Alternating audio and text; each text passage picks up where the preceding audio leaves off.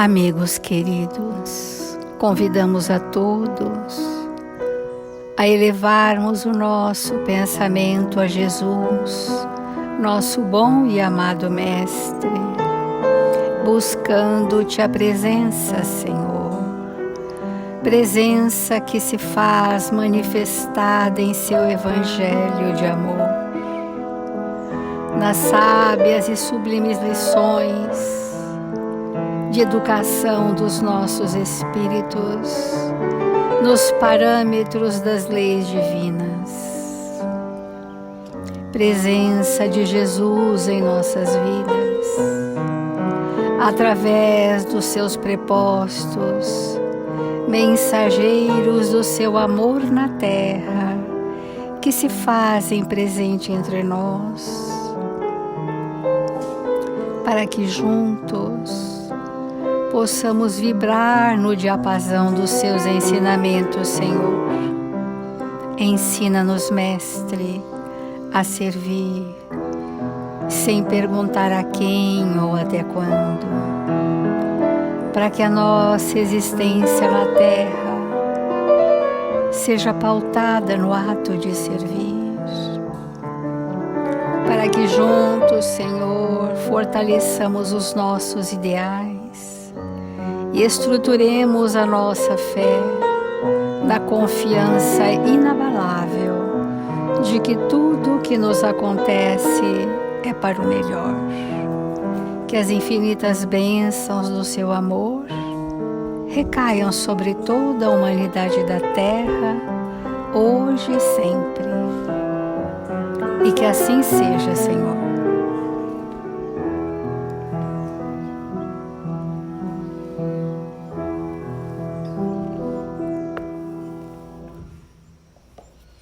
Do Evangelho segundo o Espiritismo, bem-aventurados os aflitos.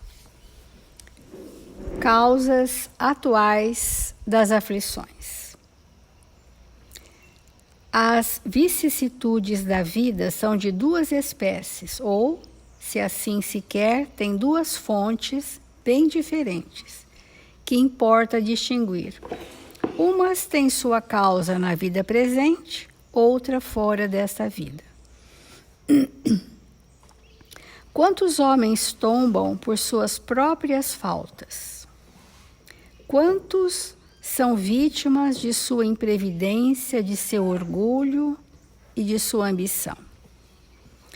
Então, o Evangelho já está dizendo quais são as causas que em nós, na nossa personalidade, nos predispõem a dores e sofrimentos desnecessários que não têm raízes na nossa anterioridade necessariamente. Por exemplo, o orgulho, a ambição, a imprevidência, a dificuldade de controlar impulsos e desejos, o imediatismo, e principalmente o egoísmo na forma da indiferença. Porque quando nós dizemos que sofremos hoje pelas características da nossa conduta, nós queremos dizer que este sofrimento se faz a dois, ou seja, de um para um nos relacionamentos. Então, qual é a característica, ou quais são as características da minha personalidade que dificultam o meu relacionamento no meu lar? Quando o Evangelho diz: quantas uniões infelizes, porque são de interesse calculado ou de vaidade, com as quais o coração nada tem. Então, se nós entendermos com bastante humildade qual é a característica principal da nossa personalidade, que em vários relacionamentos trazem dificuldades, embora sejamos no verniz das aparências, a pessoa mais gentil e educada, mas que ali vibram características que nós precisamos identificar, que geram as uniões infelizes. E uma das características das uniões infelizes, derivadas do egoísmo, é a indiferença, como o Evangelho mostra para nós, né? Que a virtude deste século é o intelectualismo e o vício desse século é a indiferença moral, né? E nos relacionamentos, isso aparece de forma bastante ostensiva. Aquele relacionamento, se for uma união conjugal, existe um planejamento. Mas esse planejamento tem relacionamento com o nosso passado, que viemos para juntos transformar. Mas as nossas atitudes, elas têm a ver com as nossas escolhas, que é diferente. Eu escolho ser hostil com você. Eu escolho ser indiferente com você. Eu escolho buscar o isolamento por não saber conviver com você. Eu escolho. E estas escolhas, que não nos parece ser voluntárias, mas são, voluntariamente nós fazemos escolhas que vão gerar sofrimentos superlativos e desnecessários, que Emmanuel tem falado de aflições vazias. As aflições vazias são aquelas que eu crio para mim, sem necessidade, que geram sofrimento e não trazem progresso moral. Aflições vazias. Então, nos relacionamentos, aqui o Evangelho faz referência às uniões conjugais, porque são tão infelizes. São infelizes porque nós esperamos que o mundo e as pessoas se adaptem a nós. E muitas vezes há uma imposição de um dos cônjuges sobre o outro. Por que queremos que o outro se adapte a nós? Porque somos ainda precários em adaptação ao que é diferente? Porque achamos que somos autorreferência para alguém, que nós somos um modelo, um padrão, que o outro precisa seguir, que isso já é um limítrofe da alienação mental. Toda vez que eu achar que eu estou certa e que o outro deva seguir os meus passos, eu estou num estado do pensamento fora da verdade. Porque todos nós temos motivos, todos nós somos bons exemplos, todos nós temos boas aquisições, todos nós temos virtudes, talentos, experiências milenares. Então, se aquele que está conosco é diferente, ele traz uma vivência diferente que pode nos enriquecer e vice-versa.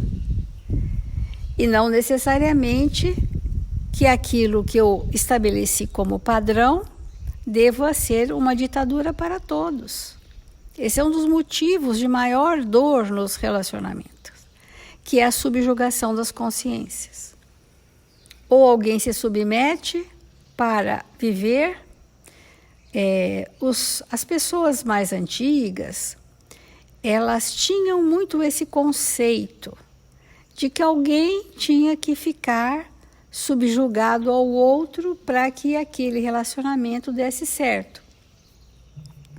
Isso não é necessário, porque nós somos espíritos com a nossa individualidade muito bem definida.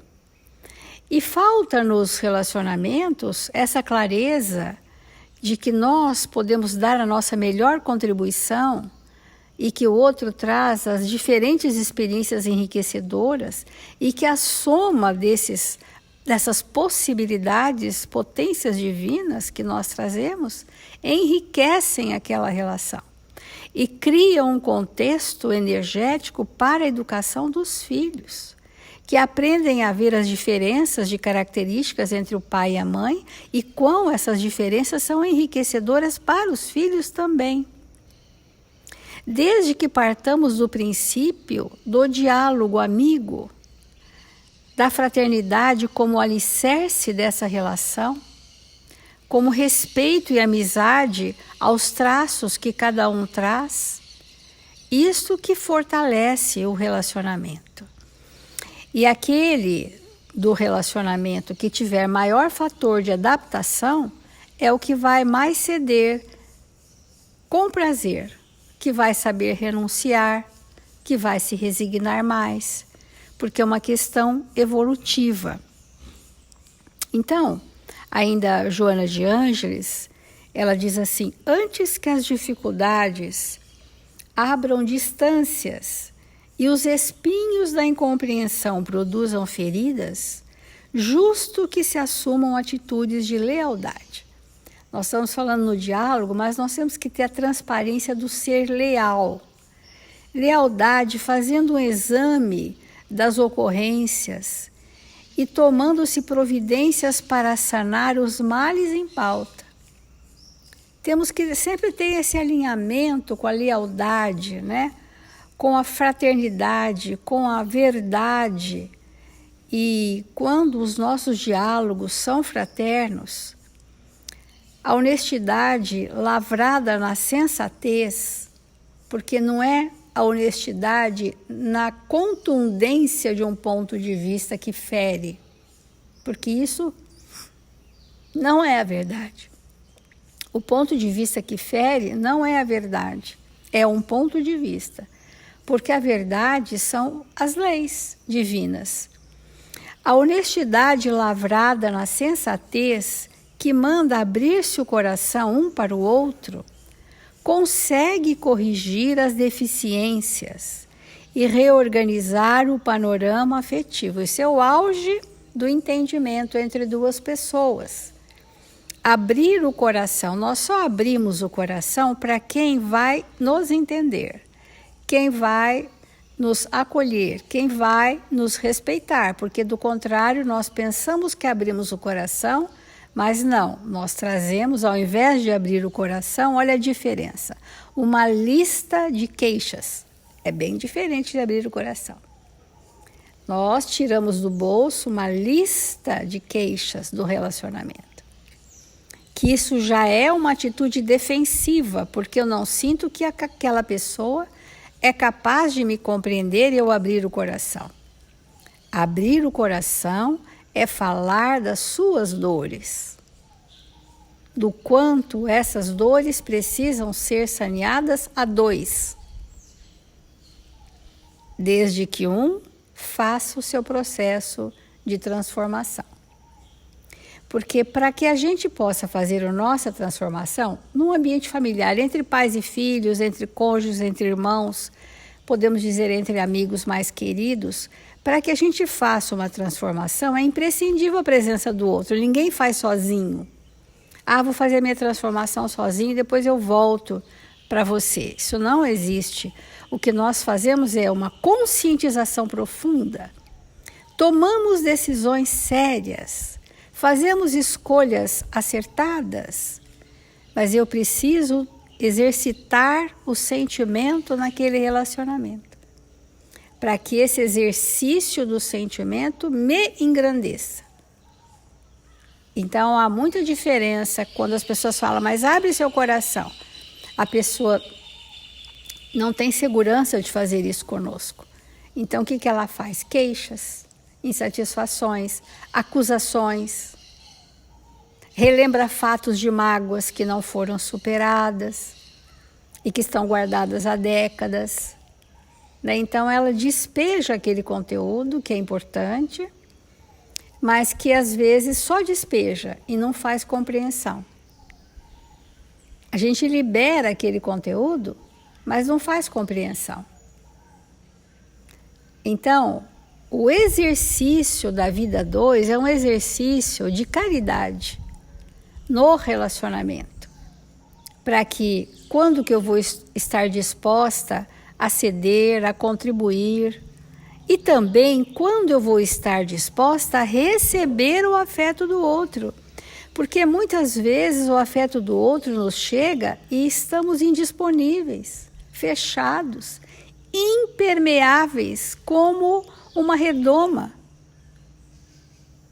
E nos sentimos carentes do afeto das pessoas, mas não percebemos que estamos numa redoma e que o fluxo de ir e vir está fechado, interrompido Muitas vezes pelos ressentimentos, pelos rancores, pelas aflições. Está fechado.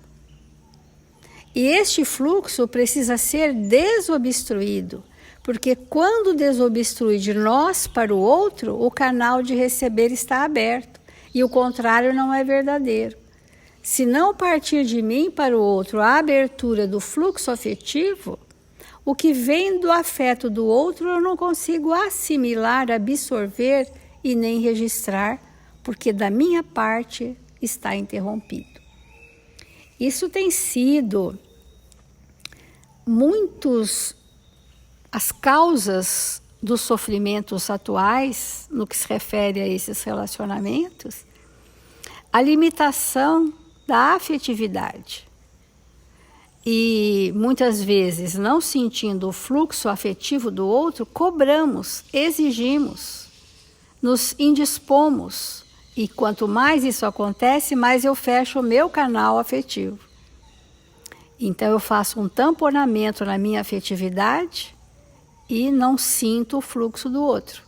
Então, quando o Evangelho diz amar para ser desamado, então é disso que nós estamos falando. Doar para receber, então, em consequência da doação contínua dos melhores sentimentos uns para os outros. E é isso que vai desobstruindo os nossos canais afetivos e nos fazendo espíritos satisfeitos afetivamente, mais amadurecidos, naquela grandeza de que doar é muito gratificante, nos faz feliz, nos abastece. E se esse fluxo se faz em relação a várias pessoas, porque é uma ilusão nós acharmos que vamos amar a um sem amar o outro, né? Porque isso é uma constante na nossa vida que começa no ambiente familiar e se estende no nosso grupo de convivência. Se essa fluidez afetiva for nossa em diferentes relacionamentos, uma gota que vem do outro já está muito bom, nos satisfaz. Então, vamos refletir sobre essa questão.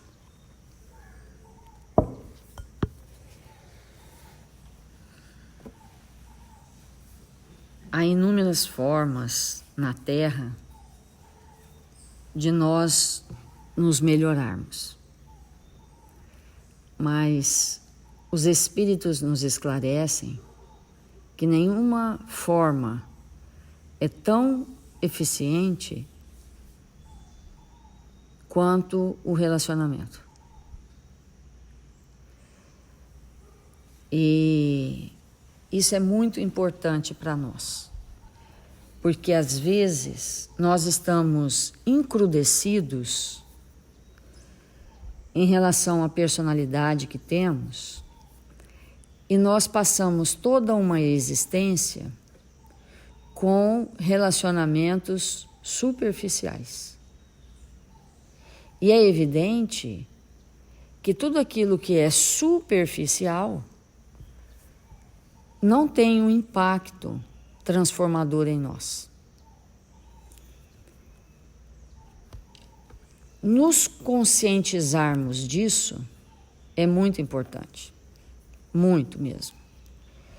E sem sombra de dúvida, uma relação conjugal é uma das oportunidades mais extraordinárias de fazermos as mudanças que necessitamos fazer em nós. Quando nós observamos um casal que está junto há 20 anos, há 30 anos, há 40 anos, certamente nós vamos poder dizer que se não os dois, pelo menos um ali, fez na sua intimidade transformação profunda. Porque senão uma união não duraria tanto tempo. Às vezes nós vamos ver um marido abnegado suportando uma esposa desequilibrada, em níveis inimagináveis. Mas aquele ser ali, na sua luta íntima, do todo dia, de toda hora, vai realmente estabelecendo na sua intimidade resistências morais. É claro que muitas vezes relacionamentos provacionais, intensos, trazem, entre aspas, efeitos colaterais, que são mágoas, que são situações difíceis, que nem sempre são solucionadas na intimidade do ser, mas que no final, quando a cortina fecha daquela existência, o saldo espiritual é elevado. É elevado. Então, nos empenharmos fortemente para suportarmos, porque no primeiro momento é justamente isso, suportar situações extremamente adversas. Vai criando em nossa intimidade muita resistência aos desafios. Então, é feliz aqueles espíritos que tiveram ou têm nesta oportunidade a possibilidade de um relacionamento conjugal onde esse entrechocar das almas existe e nós com isso vamos nos tornando espíritos melhores. Porque se nós pararmos para pensar e retirarmos essas pessoas da nossa vida, que são desafios muitas vezes homéricos, nós vamos ficar numa situação de sossego, de paz aparente, onde as coisas não vão mais nos incomodar como nos incomodam agora, mas em contrapartida vamos ficar na mesmice de nós mesmos. E entender isso faz muita diferença para nós no momento que nós nos encontramos. E aí nós vamos ler alguns trechos de um livro intitulado Inspiração, de Emmanuel, com a lição com o título Aceitação. Então ele começa assim: aceitação construtiva será sempre, talvez, mais da metade dos ingredientes de solução a qualquer problema que porventura te aflinja. Então, o grande desafio começa mesmo aí, porque no mundo de provas e expiações, a grande maioria dos espíritos que estão na Terra vão falar do seu cônjuge, de que aquela pessoa é uma pessoa difícil. A grande maioria. É claro que a dificuldade começa em nós. O outro é difícil porque eu sou igualmente difícil. Então, aceitar a dificuldade do outro e a limitação que eu tenho quanto a lidar com aquela dificuldade, aceitar as duas coisas é muito importante no relacionamento. Aceitar que você é difícil e que eu não tenho elementos para lidar com essa dificuldade. E esse processo é um processo íntimo que nós precisamos construir na nossa intimidade. E ele vai dizer, e dizemos construtiva porque não se trata de calma inoperante. Ou seja, a calma, para que se estabeleça relacionamentos cada vez mais profundos, não se trata de calma inoperante, mas sim de paciência capaz de improvisar o bem. O que é paciência com a dificuldade alheia, capaz de improvisar o bem? Construir isso em nós é fundamental para o nosso equilíbrio, porque muitas vezes, quando o outro vem com a sua intemperança, com as suas exigências incabidas, com as suas questões mais difíceis, nós também oferecemos o lado da nossa personalidade pior. E isso dificulta que nós tenhamos essa paz, essa calma construtiva. E, inquestionavelmente, para que um relacionamento dê certo, tem que haver no relacionamento alguém mais amadurecido. Por mínimo que seja. Porque quando há uma união de dois espíritos 200% infantil, quando há união de espíritos que não tem tolerância, não sabe suportar a frustração, não consegue enxergar nada além de si mesmo, quando os dois espíritos apresentam essas características, essas uniões são tão frágeis que elas não suportam meses de relacionamento. O que dirá anos. Elas se quebram muito facilmente.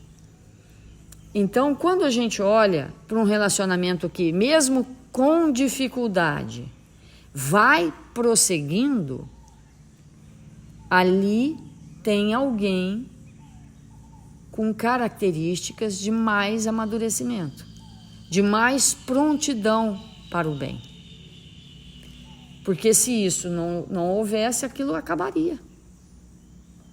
E é importante que quando a gente olha para esses relacionamentos, para os nossos relacionamentos, a gente perceba assim, quem é o mais amadurecido no relacionamento? Quem tem maior prontidão para o perdão? Para relevar as situações conflitivas e difíceis e dizer para si mesmo, não, vamos tocar mais um pouco, vamos seguir um pouco mais, vamos ver se a gente cumpre aquilo que Jesus nos orientou, que pudéssemos andar juntos 1000 milhas. Então, levar para frente um pouco mais o relacionamento. Por quê? Porque nos dando esta oportunidade de seguir um passo à frente, um pouco mais, nós vamos adquirindo no meio do caminho recursos que vão nos permitir seguir à frente com mais segurança no relacionamento. Então isso é muito importante. Isso é muito importante para nós. Porque às vezes, nesse momento, a gente não está dando conta, mas o esforço que nós estamos fazendo para prosseguir mais um passo ou dois vai repercutir lá na frente, daqui às vezes um dia ou dois ou uma semana, em algo inesperado em nosso favor, fruto do empenho que nós fazemos para prosseguir naqueles relacionamentos, muitas vezes extremamente complexos. Então, Emmanuel diz assim, protege o próprio lar contra a perturbação e a desarmonia. Mas, se a tua ação não surte efeito, olha que importante, mas se a tua ação não surte efeito, porque às vezes a gente faz de tudo, a gente oferece de tudo, mas mesmo assim não surte ação, efeito. Então, olha o que ele diz, Se a tua ação não surte efeito, aceita a casa em que vives por tua escola de regeneração e de amor. Mesmo que o bem que você faça agora não surte nenhum efeito. Mas aquele ambiente de lar é inquestionavelmente o melhor ambiente para nós vivermos, mesmo sobre os aspectos do conflito. Educa, olha que importante isso, educa o parente difícil quanto puderes. Entretanto, se esse mesmo familiar, e aí nós vamos traduzir por filhos, maridos, pessoas próximas, etc. Se esse mesmo familiar prossegue difícil, olha o que ele diz para nós. Tem até força para escutar. Abraça-o, tal como ele é, para que aprendas na sua intimidade a ter tolerância e humildade. Porque todas as recomendações de Jesus e desses espíritos superiores para nós é para que nós tenhamos valores espirituais. E é impossível construí-los sem lágrima, sem dor, sem sacrifício, sem renúncia, sem abnegação. Então, vamos manter firmes nos nossos propósitos de erguermos e construirmos a nós mesmos. Fazer a prece.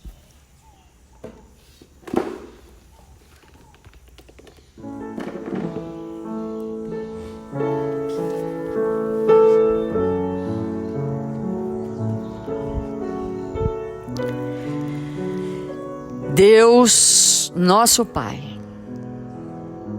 abençoa-nos nesta hora, envolve-nos com as vibrações mais amorosas. Que Jesus, nosso Mestre, possa estender as suas mãos luminosas sobre nós nesse momento em que oramos, para que a luz do seu amor, Senhor, alcance a nossa intimidade e nos fortaleça, para que possamos vencer as adversidades do caminho. Tenhamos força, Mestre, para dar um passo a mais e não nos afastarmos dos compromissos abraçados quando estávamos libertos do corpo no mundo espiritual. Sejamos nós os espíritos desejosos de na terra, Senhor, executarmos o que viemos fazer conosco e com a nossa família. Que nós não desistamos de ninguém, de nenhuma situação. Que esse passe espiritual nos fortaleça para permanecermos nos compromissos, seguindo adiante, confiantes na misericórdia do Pai, que nos envolve sempre.